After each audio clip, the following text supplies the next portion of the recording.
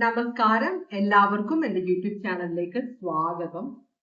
ഞാൻ ഇന്ന് നിങ്ങളുടെ ഫിനാൻസിനെ കുറിച്ചാണ് റീഡിംഗ് എടുക്കാൻ പോകുന്നത്. അപ്പോ നിങ്ങളുടെ ഫിനാൻസിന്റെ ഇപ്പോഴത്തെ അവസ്ഥ അതെങ്ങനെ മറികടക്കാം, അതാണ് നമ്മൾ നോക്കുന്നത്. ഓറക്കിൾ മെസ്സേജ് വെച്ചാണ് തുടങ്ങുന്നത്. ജനറൽ റീഡിംഗ് ആണ്. എല്ലാവർക്കും റെസനേറ്റ് ചെയ്യില്ല. എത്ര റെസനേറ്റ് ചെയ്താലും ഈ റീഡിംഗ് കണ്ടിട്ട് ഒരു ഡിസിഷനും എടുക്കരുത്. പേഴ്സണൽ റീഡിംഗ് വേണമെന്നുള്ളവർക്ക് വാട്സ്ആപ്പ് നമ്പർ ഡിസ്ക്രിപ്ഷൻ ബോക്സിൽ ഇട്ടിട്ടുണ്ട്. എന്നെ വേണമെങ്കിൽ കോൺടാക്ട് ചെയ്യാം. ഓം നമഃ ശിവായ, ഓം നമഃ ശിവായ, ഓം നമഃ ശിവായ, ഓം നമഃ ശിവായ, ഓം നമഃ ശിവായ, ഓം നമഃ ശിവായ. Alright. അപ്പോ നമുക്കൊരു 5 കാർഡുകളാണ് വേണ്ടത്.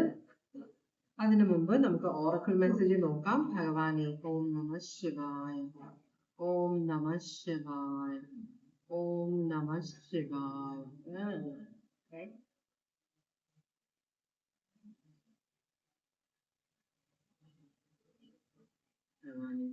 ഇനി എന്തെങ്കിലും കാർഡ്സ് വരുന്നുണ്ടോ എന്ന് നോക്കാം നമുക്ക്. ഇല്ല, ആകെ ഇത്രയും കാർഡ്സേ വന്നിട്ടുള്ളൂ. 1, 2 കാർഡുകൾ. ഒന്നാമത്തെ കാർഡ് കാര്യങ്ങളെ പോസിറ്റീവായിട്ട് കാണാനുള്ള മനസ്സ് വെക്കണം എന്നുള്ള ഒരു കാർഡാണ് വന്നിട്ടുള്ളത്. അത് നമ്മള് എന്തെങ്കിലും പ്രശ്നമുണ്ട്, നമ്മൾ വളരെ സോഫ്റ്റ് ആയിട്ട് ബിസിനസ്സിൽ നമ്മൾ അല്ലെങ്കിൽ കരിയറിന്റെ കാര്യം അല്ലെങ്കിൽ പണത്തിന്റെ കാര്യം വരുമ്പോൾ നമ്മൾ ഒരിക്കലും വളരെ സോഫ്റ്റ് ആവാൻ പാടില്ല കേട്ടോ. എല്ലാം സ്ട്രോങ് ആയ ഡിസിഷൻ ആയിരിക്കണം എടുക്കുന്നത്. അതുപോലെ തന്നെ എന്തെങ്കിലും ഒരു നഷ്ടം വന്നാൽ ഉടനെ എല്ലാം ഇട്ടെറിഞ്ഞ് ഇനി എനിക്ക് വയ്യ എന്നും പറഞ്ഞ് പോകരുത്. എല്ലാ കാര്യങ്ങളെയും പോസിറ്റീവായി കാണണമെന്ന് പറയുന്നുണ്ട്. അപ്പൊ പ്രശ്നങ്ങൾ കാണുന്നത് ഇപ്പൊ എംപ്ലോയീസിനെ കൊണ്ടുള്ള പ്രശ്നമാണ്, അല്ലെങ്കിൽ നിങ്ങൾക്ക് പണം ലഭ്യമാകാത്ത പ്രശ്നമാണ്, അല്ലെങ്കിൽ നിങ്ങൾക്ക് പ്രോഫിറ്റ് കിട്ടാത്ത പ്രശ്നമാണെങ്കിൽ അതിനുള്ള സൊല്യൂഷൻസ് കണ്ടെത്തുക. മനസ്സിലായോ? അപ്പൊ നിങ്ങൾക്ക് കിട്ടുന്ന സാലറി വരുമാനം കൊണ്ട് ജീവിതം മുമ്പോട്ട് പോകാൻ പറ്റുന്നില്ലെങ്കിൽ നിങ്ങളൊരു സൈഡ് ആയിട്ടുള്ള വേറെ ഏതെങ്കിലും ജോലി കണ്ടെത്തുക, അല്ലെങ്കിൽ ഇതിനൊരു ബെറ്റർ ആയിട്ടുള്ള ജോലി കണ്ടെത്തുക. ആ ജോലി കണ്ടെത്താൻ നിങ്ങൾക്ക് സ്കില്ല് ഇംപ്രൂവ് ചെയ്യേണ്ട കാര്യമുണ്ടെങ്കിൽ അങ്ങനെയുള്ള കാര്യങ്ങൾ ചെയ്യുക. അല്ലാതെ അയ്യോ പലരും പറയുന്നത് കേട്ടിട്ടുണ്ട്, അയ്യോ ജോലി കിട്ടുന്നില്ല എന്ന്. നമ്മൾ പഠിച്ച ആ ജോലി ഇതിനനുസരിച്ചുള്ള ജോലി നമുക്ക് കിട്ടണം എന്നില്ല ചില സമയത്ത്. മനസ്സിലായോ? അപ്പൊ നമ്മൾ എന്ത് ജോലിയും എടുക്കാനായിട്ടുള്ള ഒരു മനസ്സ് വളർത്തിയെടുക്കണം. ഇന്നത്തെ കാലത്ത് ജോലി കിട്ടുക എന്നുള്ള അത്രയും നമ്മൾ പണ്ടത്തെ പോലത്തെ അത്രയും ബുദ്ധിമുട്ടുള്ള കാര്യമല്ല. പല തരത്തിലുള്ള ജോലികൾ അവൈലബിൾ ആണ്, നമ്മൾ അന്വേഷിക്കുക കേട്ടോ. അപ്പൊ അതുകൊണ്ടാണ് ഇവിടെ പോസിറ്റീവായിട്ട് കാര്യങ്ങൾ കാണണമെന്ന് പറയുന്നത്. ഈ നമ്മൾ ചില സമയത്ത് പണ്ടൊക്കെ PC പബ്ലിക് ടെലിഫോൺ ബൂത്ത് ഉണ്ടായിരുന്നു. അവിടെ നമ്മളെ പോലെ അത്ര ശാരീരികമായിട്ട് നമ്മളുടെ മീൻസ് ഇത്തിരി കുറവുള്ളവരൊക്കെ, കുറവെന്ന് പറയാൻ പറ്റില്ല, ഒരു കുറവ് വരുമ്പോ അത് വേറൊരു തരത്തിൽ അത് കൂടുതലാക്കി ദൈവം തരും. നമ്മളത് കണ്ടെത്തണമെന്ന് മാത്രം. അപ്പോ അങ്ങനെ മീൻസ് അംഗപരിമിതരെന്ന് പറയില്ലേ, അങ്ങനെ ഇഷ്ടംപോലെ ആളുകൾ. അപ്പൊ ഇപ്പോഴും അത് ഇഷ്ടംപോലെ ആളുകൾ പല ജോലികൾ ചെയ്യുന്നുണ്ട്. അവർക്ക് പരിമിതി ഉണ്ടെന്ന് പറഞ്ഞിട്ട് അവർ വെറുതെ വീട്ടിൽ കയറിയിരിക്കുന്നവർ വളരെ കുറവാണ്. ഇന്നലെ ഞാനൊരു യൂട്യൂബ് വീഡിയോ കണ്ടു. അതിനകത്ത് ഒരു ഷെഫാണ് പുള്ളി. ആ പുള്ളിയുടെ ശരീരം തളർന്നു പോയി, അടിക്കാലിന്റെ അരക്കെട്ടിന് താഴത്തേക്ക് തളർന്നു പോയി. എന്നിട്ട് വേറൊരു മെക്കാനിസം വെച്ചിട്ട് ആ വ്യക്തി ഇപ്പോഴും ഷെഫായിട്ട് വർക്ക് ചെയ്യുന്നു. മനസ്സിലായി? മൂവ്മെന്റിന് ബുദ്ധിമുട്ടുള്ളത് കൊണ്ട് അതിനനുസരിച്ചുള്ള ഒരു പരിപാടിയാണ് എന്തോ ഒരു കണ്ടുപിടിച്ചത്. നമ്മൾക്ക് എല്ലാത്തിനും സൊല്യൂഷൻ ഉണ്ട്. അതുകൊണ്ട് ആ കാർഡ് അതാണ് പറയുന്നത്. എല്ലാത്തിലും സൊല്യൂഷൻ ഉണ്ട്. സൊല്യൂഷൻ ഇല്ലാത്ത ഒരു കാര്യമില്ല. നമ്മൾ സൊല്യൂഷൻ കണ്ടെത്താൻ ശ്രമിക്കുന്നില്ല എന്നതാണ് കാര്യം എന്നാണ് ഈ കാർഡ് പറയുന്നത്. അപ്പൊ പോസിറ്റീവ് ആയിട്ടുള്ള ഒരു മനസ്സ് വെച്ച് കഴിഞ്ഞാൽ നമ്മളുടെ സൊല്യൂഷൻ നമ്മളുടെ മുമ്പിലേക്ക് വരും എന്നാണ് ഈ കാർഡ് പറയുന്നത് കേട്ടോ. ഇതിനകത്ത് പലർക്കും ഈ ഒരു കാർഡിനോട് പലർക്കും പല അഭിപ്രായങ്ങൾ ഉണ്ടാവും. പക്ഷെ ഇവിടെ പറയുന്നതാണ് ഞാൻ പറഞ്ഞത്. രണ്ടാമത്തെ കാർഡ് പറയുന്നത് എന്തൊക്കെ പ്രശ്നം ഉണ്ടെങ്കിലും നമ്മൾ നമ്മളുടെ കാര്യങ്ങൾ നോക്കുക. നമ്മളുടെ കൂടെ നിൽക്കുന്നവരെ നമ്മൾ ശ്രദ്ധിക്കണം, അവരുടെ കാര്യങ്ങൾ അന്വേഷിക്കണം, നമ്മളുടെ സ്വന്തം കാര്യങ്ങൾ അന്വേഷിക്കണം. നമ്മളുടെ സ്വന്തം കാര്യങ്ങളിൽ നമ്മൾ കുറവുകൾ വരുത്താൻ പാടില്ല. നമ്മൾക്ക് ആരോഗ്യമുണ്ട്, നല്ല മനസ്സുണ്ടെങ്കിൽ മാത്രമേ നമ്മൾക്ക് മറ്റുള്ളവരെ സഹായിക്കാൻ പറ്റുള്ളൂ. അല്ലാതെ നമ്മളും അതിനേക്കാളും കഷ്ടമാണെങ്കിൽ നമ്മൾ എങ്ങനെ സഹായിക്കും? അപ്പൊ സ്വന്തം കാര്യം ആദ്യം നോക്കണം, അത് സ്വാർത്ഥതയല്ലാതെ കേട്ടോ. അപ്പൊ സ്വന്തം കാര്യങ്ങൾ, പ്രാർത്ഥന, വ്യായാമം, ഭക്ഷണം, മരുന്നുകൾ കഴിക്കുന്നവരാണെങ്കിൽ അത്, പിന്നെ കുളി, ജപം, ഇതെല്ലാം കൃത്യമായിട്ട് ചെയ്യണമെന്നാണ് അതിനർത്ഥം. ഓൾറൈറ്റ്. അപ്പൊ അതാണ് 2 കാർഡ്. ഇനി നമുക്ക് നിങ്ങളുടെ ഫിനാൻസിന്റെ റീഡിങ്ങിലേക്ക് പോവാം. ഇപ്പോ നമുക്കൊരു 5 കാർഡാണ് വേണ്ടത്. നമുക്ക് നോക്കാം. ഭഗവാനി ഓം നമ ശിവായ, ഓം നമ ശിവായ.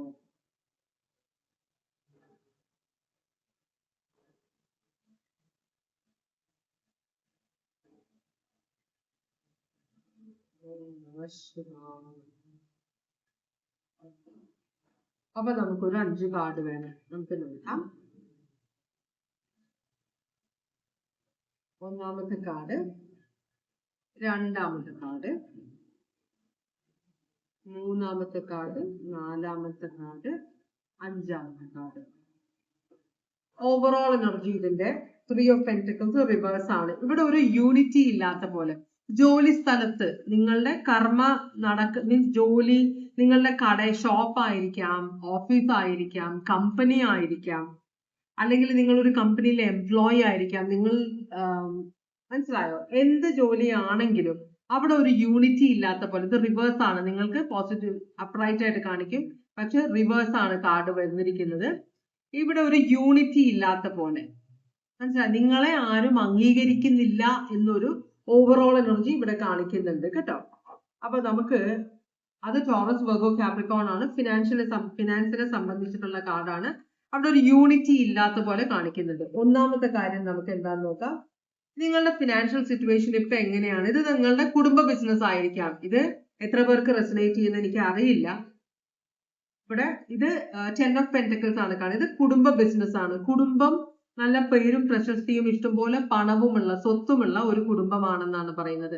നിങ്ങളുടെ ഫിനാൻഷ്യൽ സിറ്റുവേഷൻ വളരെ നല്ല നിലയിലാണ് ഇപ്പോൾ എന്നാണ്. കുടുംബം നിങ്ങളെ കുടുംബമായിട്ട് സഹായിക്കുന്നുണ്ട്. ഭാര്യയുടെ വീട്ടുകാരെ, ഇപ്പൊ നിങ്ങൾ മാരീഡ് ആണെങ്കിൽ ഭാര്യയുടെ വീട്ടുകാരുടെ ഹെൽപ്പ് ഉണ്ട്.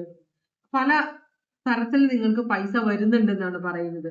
അപ്പോ ഇത് ഫാമിലി ബിസിനസ് ആണ്. ഫിനാൻഷ്യലി നിങ്ങൾ ഇപ്പൊ വളരെ നല്ല നിലയിലാണ്. എല്ലാവരും നിങ്ങളെ സഹായിക്കുന്നുണ്ട് എന്നാണ് ഇവിടെ കാണിക്കുന്നത്.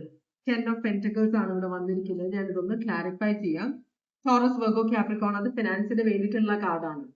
എല്ലാ തരത്തിലും നല്ലൊരു അവസ്ഥയിലാണ് നിങ്ങൾ എന്നാണ് കാണിക്കുന്നത്. ക്ലാരിഫൈ ചെയ്യുമ്പോൾ 7 ഓഫ് സ്വേർഡ്സ് കാണിക്കുന്നുണ്ട്. ഒരു കള്ളത്തരം വരുന്നുണ്ട്. ഞാനിത് ക്ലാരിഫൈ എന്താന്ന് വെച്ചാൽ ഒരു കാർഡ് കൊണ്ട് നമുക്ക് ഫുൾ ആയിട്ടുള്ള ഡീറ്റെയിൽ കിട്ടില്ല ഇവിടെ ഈ ഒരു റീഡിംഗിൽ. അതുകൊണ്ടാണ് ഇത് ക്ലാരിഫൈ ചെയ്തത്.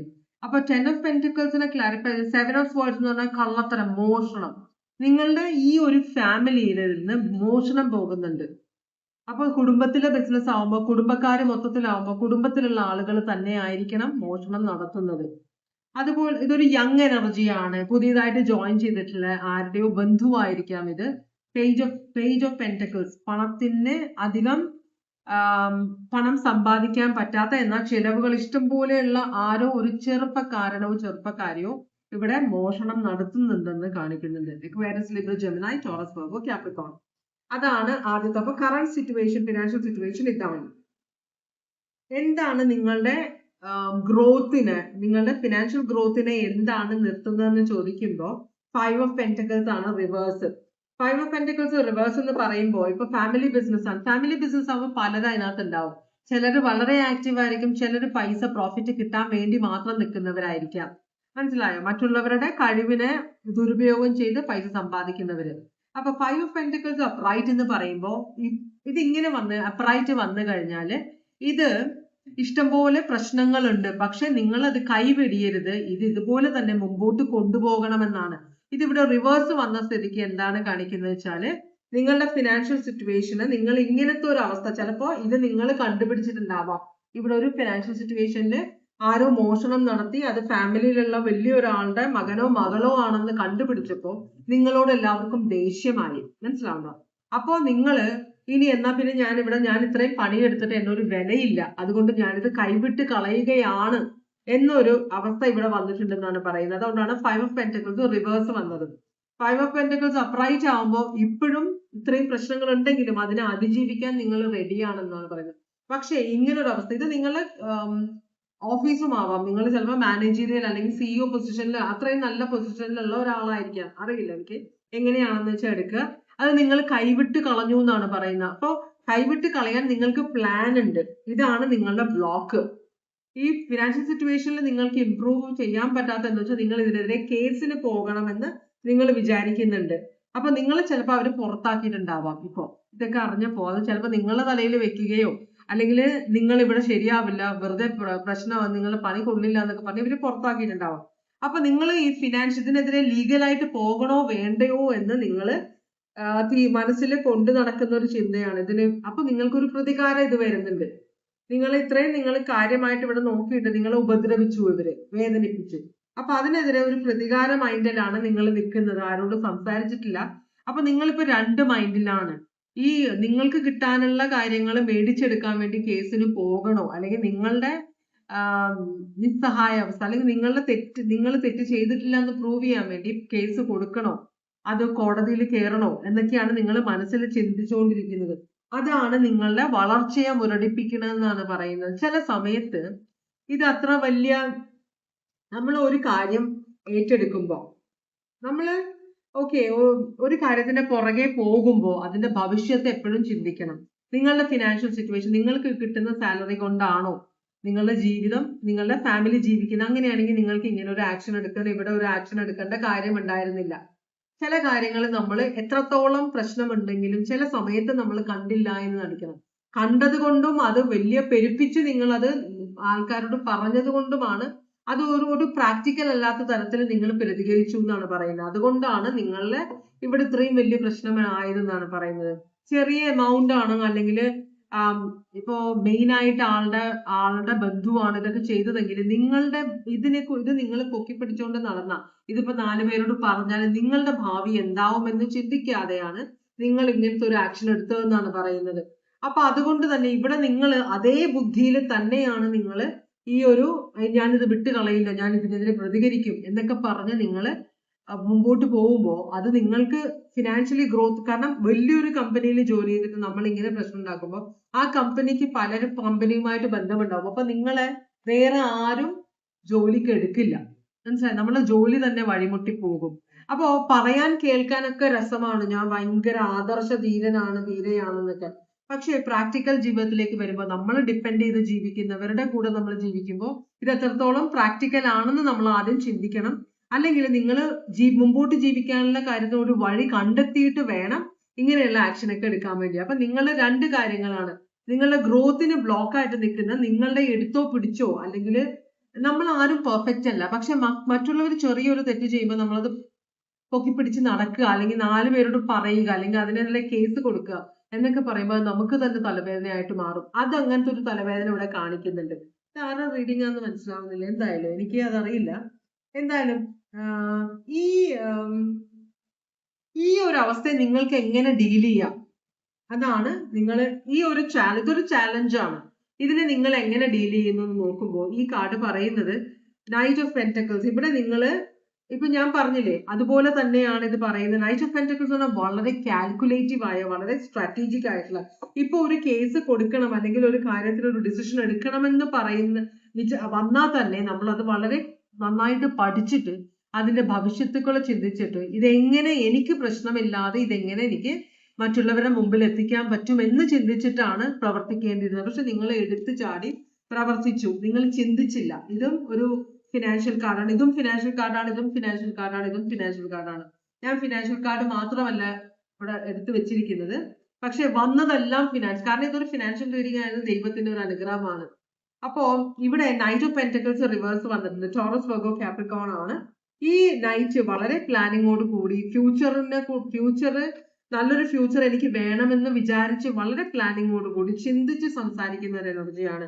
പക്ഷെ നിങ്ങൾ അങ്ങനെ ആയില്ല എന്നാണ്. അപ്പൊ ഇനിയുള്ള കാര്യങ്ങളെങ്കിലും, അപ്പൊ നിങ്ങൾ ഇവിടെ ആക്ഷൻ എടുത്തിട്ടില്ല, ചിന്തിച്ചുകൊണ്ടിരിക്കുന്നേ ഉള്ളൂ. എന്ന് വെച്ചാൽ കേസ് കൊടുക്കണോ കോടതി പോകണോ എന്ന് നിങ്ങൾ ചിന്തിച്ചുകൊണ്ടിരിക്കുകയാണ്. അത് വേണ്ട എന്നാണ് പറയുന്നത്. ഇപ്പൊ തൽക്കാലത്തേക്ക് നിങ്ങൾ അങ്ങനെ ഒരു ആക്ഷൻ എടുക്കണ്ട, നിങ്ങളൊന്ന് ഇരുന്ന് ചിന്തിക്കാനാണ് പറയുന്നത്. എടുത്തോ പിടിച്ചോ എന്ന് പറഞ്ഞ ആക്ഷൻ എടുക്കണ്ട, ഓൾറെഡി നിങ്ങൾ എടുത്തു കഴിഞ്ഞു, മനസ്സിലായോ? അല്ലെങ്കിൽ നിങ്ങൾ ആക്ഷൻ എടുത്തിട്ടുണ്ടാവില്ല, നിങ്ങൾ ഇങ്ങനെ കണ്ടുപിടിച്ചു കഴിഞ്ഞപ്പോ നിങ്ങൾ ഇപ്പൊ ചിന്തിക്കുകയാണ്. അപ്പൊ അതിനു മുമ്പ് നിങ്ങൾ ആക്ഷൻ എടുത്തിട്ടില്ലെങ്കിൽ വളരെ നല്ലതാണ്, കാരണം ആക്ഷൻ എടുത്തു കഴിഞ്ഞാൽ നിങ്ങളുടെ കയ്യിൽ നിൽക്കില്ല. അപ്പോ മൂന്നാമത്തെ കാർഡ് പറയുന്നത് ഇതെങ്ങനെ ഈ ചാലഞ്ചിനെ നിങ്ങൾ ഫേസ് ചെയ്യാന്ന് ചോദിക്കുമ്പോൾ 8 of Swords ആണ്. 8 of Swords എന്ന് പറഞ്ഞാൽ ട്രാപ്പ് ആണ്. കേട്ടോ. അപ്പോ അതുപോലെ തന്നെ ടു ഓഫ് സ്വേർഡ്സ് റിവേഴ്സ് ആണ്. ഒരു ഡിസിഷൻ നിങ്ങൾ എടുക്കുമ്പോൾ നിങ്ങൾ ആലോചിക്കണം, നിങ്ങൾക്ക് ഒരു ട്രാപ്പ് ആയിട്ട് ഇത് മാറരുത് എന്നാണ് യൂണിവേഴ്സ് പറയുന്നത്. അപ്പൊ ഈ ചാലഞ്ചിന് നിങ്ങൾ ആലോചിച്ച് തീരുമാനിക്കേണ്ട ഒരു കാര്യമാണ്. ചിലപ്പോൾ നിങ്ങൾ ആക്ഷൻ എടുക്കാനേ പാടില്ലായിരിക്കാം. മനസ്സിലായോ? അങ്ങനെ ഒരു അവസ്ഥയാണ്. അപ്പൊ കാരണം നിങ്ങൾ ഇവിടെ ഒരു ആക്ഷൻ എടുത്താൽ നിങ്ങൾ ഇവിടെ ട്രാപ്പ് ആവുമെന്നാണ് യൂണിവേഴ്സ് പറയുന്നത്. അങ്ങനെ ഒരു ആക്ഷൻ നിങ്ങൾ എടുക്കരുത്. ഈ ഡിസിഷൻ നിങ്ങൾ എടുക്കരുത്, അത് വിട്ടുകളയുക. മനസ്സിലായോ? ട്രാപ്പിലേക്ക് നിങ്ങൾ പെട്ടുപോകും. വളരെ കാൽക്കുലേറ്റീവ് ചില കാര്യങ്ങൾ നമ്മൾ വളരെ ആലോചിച്ച് തീരുമാനിക്കണം. അതുപോലെ തന്നെയാണ് ഇവിടെ, പ്രത്യേകിച്ച് ഫിനാൻസ് ആവുമ്പോൾ. ഓക്കെ, അടുത്ത ഇതിന് ഈ ഒരു നിങ്ങളുടെ അവസ്ഥ ഇംപ്രൂവ് ചെയ്യാൻ നിങ്ങളുടെ ഒരു ഇപ്പൊ നിങ്ങളൊരു ഫിനാൻഷ്യൽ ഒരു ഫ്രസ്ട്രേഷനിലാണ്, അതിനെ ഇംപ്രൂവ് ചെയ്യാൻ നിങ്ങൾ എന്ത് ചെയ്യണമെന്ന് ചോദിക്കുമ്പോൾ അടുത്ത കാർഡ് വന്നിരുന്നത് ക്വീൻ ഓഫ് പെന്റക്കിൾസ് ആണ്. ക്വീൻ ഓഫ് പെന്റക്കിൾസ് കുറെയൊക്കെ കണ്ടില്ല കേട്ടില്ല എന്ന് നടിക്കുന്നതാണ്. കാരണം നമ്മളുടെ ജീവിതം സഫലമാകണമെങ്കിൽ നമ്മൾ എല്ലാത്തിനോടും പൊരുത്തപ്പെട്ടു പോകാൻ പഠിക്കണം. നമ്മളുടെ ജീവിതത്തിൽ വരുന്ന ചാലഞ്ചസ് അതിനെ നമ്മൾ അതിനോട് പൊരുത്തപ്പെട്ടു പോകാൻ, അല്ലെങ്കിൽ വലിയ കേടുപാടുകൾ ഇല്ലാതെ, നമുക്ക് വലിയ കേടുപാടുകൾ ഇല്ലാതെ അതിൽ നിന്ന് എങ്ങനെ മുമ്പോട്ട് പോകാം എന്നതിനെ കുറിച്ച് ചിന്തിക്കുന്ന ഒരു കാർഡാണ് queen of pentacles. Capricorn zodiac sign ആണ്. ടോറസ് വെർഗോ കാപ്രിക്കോൺ ആണ്, ഫിനാൻഷ്യൽ കാർഡാണ്. പക്ഷെ ഇവിടെ ഇത് കാപ്രിക്കോൺ ആണ്. കാപ്രിക്കോൺ എപ്പോഴും വളരെ ഡിപ്ലോമാറ്റിക് ആയിട്ട് പെരുമാറുന്നവരാണ്. അവരോട് എന്തെങ്കിലും അഭിപ്രായം ചോദിച്ചാൽ വളരെ എടുത്തോ പിടിച്ചോ എന്ന് പറഞ്ഞിട്ട് അങ്ങനെ അഭിപ്രായം പറയില്ല. അവര് ഞാനൊന്ന് ആലോചിക്കട്ടെ എന്നിട്ട് പറയും. അങ്ങനത്തെ ആളുകളാണ്. അപ്പൊ അങ്ങനെ ഒരു എനർജി ആയിട്ട് മാറണം നിങ്ങൾ. അങ്ങനെ നിങ്ങൾക്ക് ഈ നിങ്ങളുടെ അവസ്ഥ ഇംപ്രൂവ് ചെയ്യാൻ പറ്റുള്ളൂ എന്ന് പറഞ്ഞ് കുറെ എല്ലാം കണ്ടില്ല കേട്ടില്ല എന്ന് നടിക്കണം. അതുപോലെ തന്നെ ഫാമിലി, അല്ലെങ്കിൽ ഇതൊരു ഫാമിലി ബിസിനസ് ആണെങ്കിൽ നിങ്ങളുടെ കൂടെ ജോലി ചെയ്യുന്നവരെല്ലാം നിങ്ങളുടെ ബന്ധുക്കളായിരിക്കാം. അപ്പൊ നമ്മൾ ബന്ധുക്കളുമായിട്ട് ഡീൽ ചെയ്യുന്നതും നമ്മൾക്ക് ബന്ധമില്ലാത്തവരായിട്ട് ഡീൽ ചെയ്യുന്നതും രണ്ട് തരത്തിലാണ് അല്ലെ. അപ്പൊ ഇത് നമ്മൾ ഒരു ബന്ധുവിനോട് എങ്ങനെ ഡീൽ ചെയ്യും, അങ്ങനെ ഡീൽ ചെയ്യണമെന്നാണ് പറയുന്നത്. വേണമെങ്കിൽ ആ വ്യക്തിയെ വിളിച്ച് ഉപദേശിക്കാം, അല്ലാതെ ആ വ്യക്തിയുടെ ജീവിതവും ആ വ്യക്തിക്ക് നാണക്കേടും ഉണ്ടാക്കിയെടുക്കാനുള്ള വഴി നോക്കരുതെന്നാണ് യൂണിവേഴ്സ് നിങ്ങളോട് പറയുന്നത് കേട്ടോ. ഇവിടെ കിങ് ഓഫ് കപ്സ് റിവേഴ്സ് ആണ് വന്നത്. നിങ്ങൾക്ക് ഭയങ്കര ദേഷ്യം വരുന്നുണ്ട്, പക്ഷെ എന്നാലും നിങ്ങൾ ഒരു ആക്ഷൻ എടുക്കരുത്. നിങ്ങൾ ക്വീൻ ഓഫ് പെന്റക്കിൾസ് പോലെ ക്ഷമയോട് പ്രവർത്തിക്കണമെന്നാണ്. ക്വീൻ ഓഫ് പെന്റക്കിൾസിന്റെ പ്രത്യേകത എന്ന് വെച്ചാൽ അവർ ഭയങ്കര റെസ്പോൺസിബിൾ ആണ്, സ്റ്റേബിൾ ആണ്. അവരുടെ ഓരോ ആക്ഷന്റെയും റിസൾട്ട് എന്താണെന്ന് അവർ ആലോചിക്കും. കാരണം അവർ ഉത്തരവാദിത്തങ്ങൾ ഏറ്റെടുക്കുന്ന ഓരോ വാക്കിനും, അവരുടെ വായിൽ നിന്ന് വരുന്ന എല്ലാ വാക്കുകൾക്കും അവർ ഉത്തരവാദിത്തപ്പെട്ടവരാണ്. എന്നുവെച്ചാൽ എന്നോടൊരു ആള് സഹായിക്കാമോ എന്ന് ചോദിച്ചാൽ ഞാൻ യെസ് എന്ന് പറഞ്ഞാല് ഞാൻ ആ വാക്ക് പാലിക്കണം. അങ്ങനെ നിർബന്ധമുള്ളവരാണ്. ചില കാപ്രിക്കോൺസ് ചെയ്യില്ല. അവരുടെ വേറെ പ്ലാനറ്ററി ഇൻഫ്ലുവൻസ് എല്ലാം കൊണ്ട് അവരുടെ ചില പേരുടെ ആളുകളുടെ സ്വഭാവം മോശമായിരിക്കാം. പക്ഷേ കാപ്രിക്കോൺ പൊതുവെ വളരെ പ്രാക്ടിക്കലായ, എന്നെ ആരും തെറ്റായി ധരിക്കരുത്, എന്റെ നേരെ ഒരാളും വിരൽ ചൂണ്ടാൻ ഇടവരരുത് എന്ന് ആഗ്രഹിക്കുന്നവരാണ്. അപ്പൊ അങ്ങനെയുള്ളവർ വളരെ റെസ്പോൺസിബിൾ ആയിരിക്കും.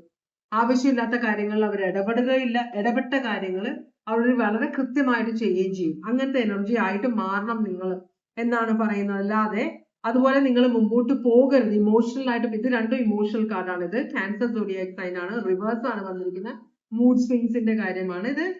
കിങ് ഓഫ് കപ്സ് ആണ്, റിവേഴ്സ് ആണ് വന്നിരിക്കുന്നത്. അപ്പൊ രണ്ടുപേരും വളരെ ദേഷ്യം, ഉള്ളിൽ വളരെയധികം വൈരാഗ്യം, വളരെയധികം ദേഷ്യം, വളരെയധികം ഫ്രസ്ട്രേഷൻ ഉണ്ട്.